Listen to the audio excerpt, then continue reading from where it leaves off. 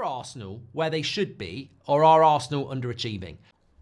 Hello everybody, welcome to That's Football. I'm Mark Goldbridge, and Arsenal must win a trophy this season. They must take the next step. It's now or never, or is it? Well, I tell you what, I've played the game. I want your comments in below.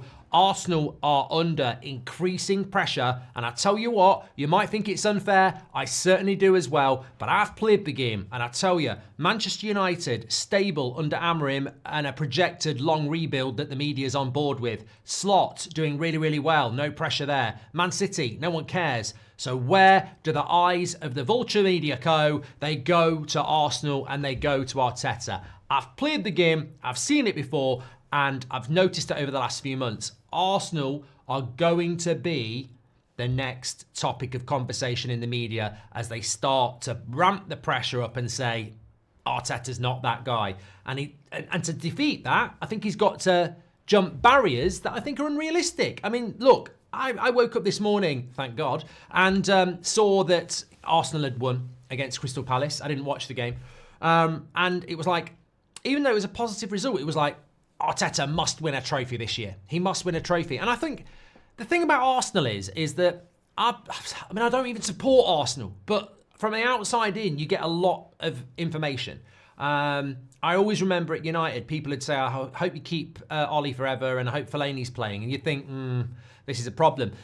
I look at Arsenal. When Arteta came in, there was the Arteta t-shirts and all that. And I was looking at it and going, look, makes no difference if Arsenal sack Arteta. It's another rebuild. It's another setback.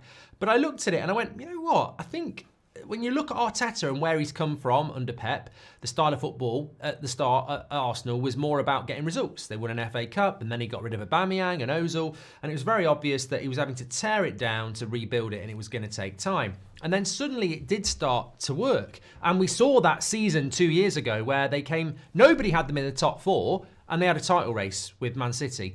Last season, I think maybe that was their best season. They maybe could have won it, 89 to 91 points. It was close, but Man City are a juggernaut, or were.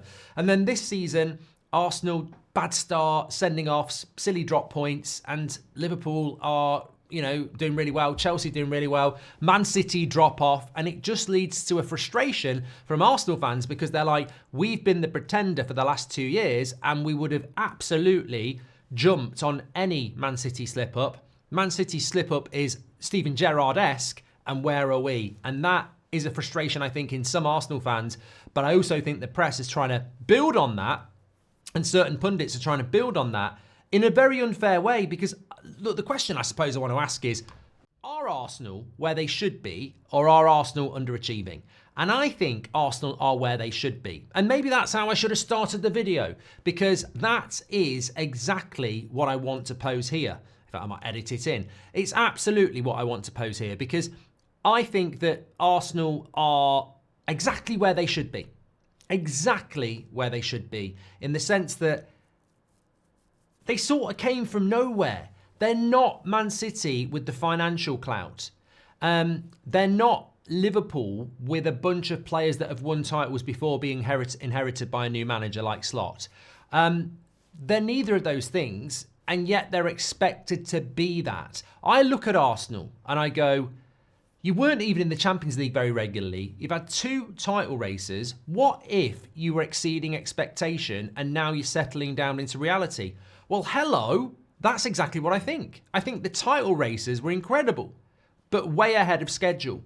I've said about Arsenal for the last few years, this year is about top 4. This year is about a title race. This year is about building the squad out. I still think Arsenal is a work in progress. I don't think Arsenal, beyond Saka, Odegaard, Saliba and Rice, have enough top players, and I certainly don't think they have enough rotational options.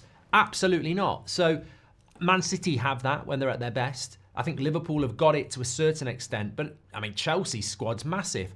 So I think that there is this, let's dissect it. Arsenal have got to win a trophy this year. I think they do need to win a trophy this year, but it can't be a Premier League. It can't be a Champions League. I think they do need to try and win an FA Cup or a Carabao Cup just to take something, physical from the last few years. But if they don't, I don't think it's get out Arteta. the Champions League is very intense this year. We've seen Villa dropping points. The Premier League is very competitive this year. Everybody's dropping points. Add into that the Carabao Cup and the FA Cup, and you look at the Arsenal squad, and I think we saw what Arsenal were like when Odegaard was injured for a while. I look at Arsenal, and I think they are a prime example of what happens when success comes too soon and people hold you to that standard. I think Arsenal are probably the third best team in England when I take everything into account. And yet, for the last 2 years, they've been the second best team in England, and very nearly last year, the best. That's what Arsenal have been doing. I think Liverpool and Chelsea coming through has, caused an issue because you like Man City drop off, but Man City have dropped off. Why can't Arsenal drop off a bit? It was a very intense season last season. Also, I can think of at least 6 points that Arsenal have dropped from circumstances that were in their hands and potentially a little bit lucky. Declan Rice send off in the first half against Brighton. Trossard sent off in the first half against Man City. Saliba sent off against Bournemouth. 6 points there. In fact, more than 6 points because they drew 2 of those and lost 1. So they could have had another 7 points just from those. And Everton at the weekend, you're going to get them every now and again. So I just think that I find it frustrating because I'm passionate about football and I want to talk about football. And well done, Everton, with their takeover, by the way. But when I look at Arsenal, I just think that I've played the game. I see how the media works. They've got to fill the blanks, whether that's radio, TV, or journalists. They've got to fill the blanks. And most of these organisations are run by people that are bean counters, basically looking at clicks, this, that, and the other. And responsible reporting isn't really what the motivation is. If it can deliver clicks, great. But actually, you know what? We've got 6 massive clubs in England. Chelsea are stable. Man United are rebuilding. No one's interested in Man City. Liverpool are doing really well. Arsenal, well, they've had their chance. They've bottled the league twice, and now they're nowhere near it. Time to ramp the pressure up. Time to do it. It might take us a year, but if we start getting in at Arteta, there's loads of articles there about all sorts of stuff. And I think that's what's going to happen. And I think it would be sad because I look at Arsenal and I think, you know what, Arteta's done a very good job. I understand what people say. They've become a bit formulaic. You watch them and they're quite, their style is quite similar. They need a striker. They need a bloody striker. How can you be saying Arteta's got to do this, Arteta's got to do that? He hasn't got a bloody striker. I heard him saying yesterday about buying a striker in January and he's saying we're happy with what we've got. Nobody ever talks about the financials of Arsenal as well. I know he spent money, but bloody hell, so's Pep. And you're telling me Arsenal are there going, do you want Gyökeres? Do you want Osimhen? No, I'm happy with Havertz. Yeah, he's not doing that, is he? So I just think sometimes the expectation levelled at Arsenal is a little bit too far. I understand fans might want to change and maybe they'll start that momentum. It's their club. But I definitely do see the momentum building towards Arteta's the next guy to sort of go for. And I find it incredible because actually I think they're exactly where they should be, which is a very big step up from where they were when he brought them in. And for Arsenal to go to the next level, because you can't just say they're the third best and they are where they should be when Arsenal fans want to win things. If Arsenal want to go to the next level, you need that striker.